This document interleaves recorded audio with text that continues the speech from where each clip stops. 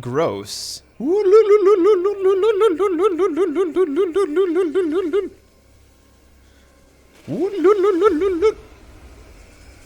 that was fast. Hello everyone, my name is Atratzu, and today I'm giving my thoughts on Crossbow, Bloodnight. This is a game developed by Hyperstrange and released September 2020.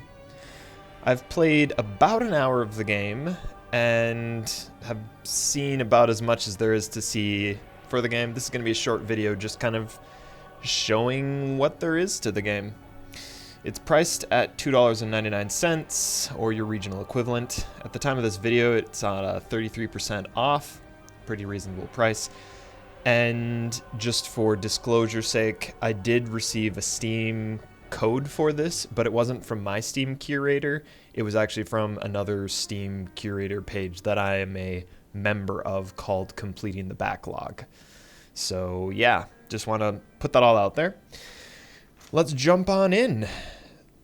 So Crossbow Bloodnight is a, well, I would say it's an arena shooter, and in that there is an arena and you shoot.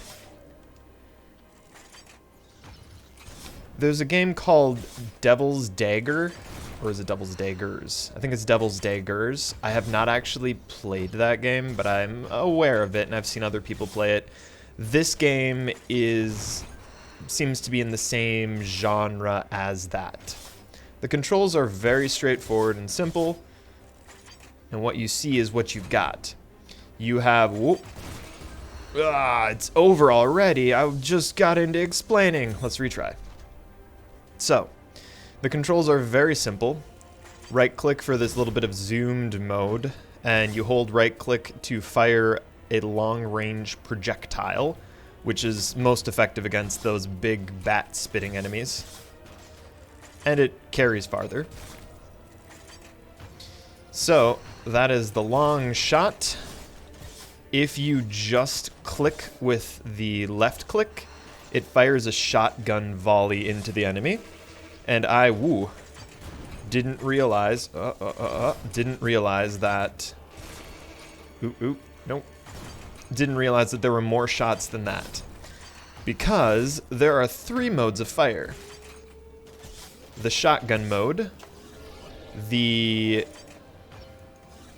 projectile mode, and just a second, and holding down the left click enters into, well, that wasn't very long lasting, was it?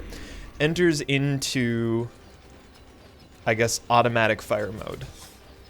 So this is the first game in its genre that I've ever played. So again, Devil's Dagger is a reference that a lot of people have to this genre. I don't know what other games are like it, but it's fun to play. Absolutely fun to play, but it's short. After playing an hour, I had gotten pretty far, but as you can see, you die really quickly. Everything can basically kill you. I think you can take 1 hit from him. No, not even 1 hit from him. I experimented for the sake of, for science. I wanted to see if I could survive getting attacked by a bat. Because I was like, alright, that's got to be the lowest damage possible, right? So let's leave 2 bats. Can't survive 2 bats, but you can survive 1. But the reloading time is fast, it's fast-paced, and the whole goal is to try to get as far as possible. I tried a couple different strategies when playing, and the one that seemed to do the best was just the think in terms of trying to survive. So I want to get rid of that. By the way, shift is how you sprint. One more move that we still need to talk about, and it's your power charge Q ability. And then that has everything covered. So the strategy that seems to work best for me was to just think about self-preservation.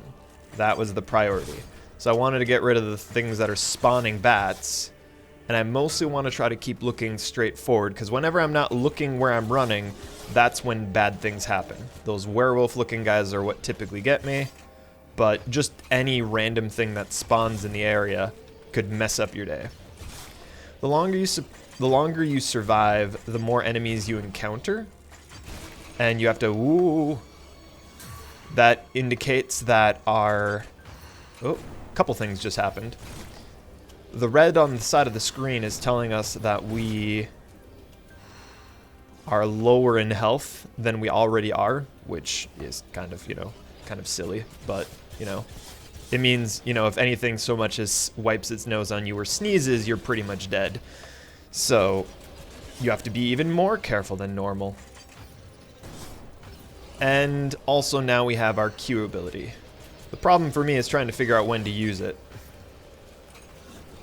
Oh, that would have been... So Q, bam, dodge away, woo, that's it.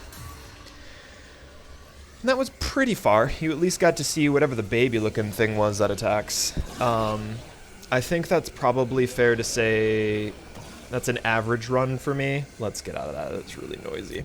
There are leaderboards. You have now seen all that there is to see for Crossbow Bloodnight. The whole point is to keep trying and keep getting farther and farther, learn the mechanics. There is a jump. You have to jump over that like baby stomp thing, but yeah, it's fast-paced gameplay. It was a fun change of pace. Picked it up for an hour, played it. Might come back to it at some point.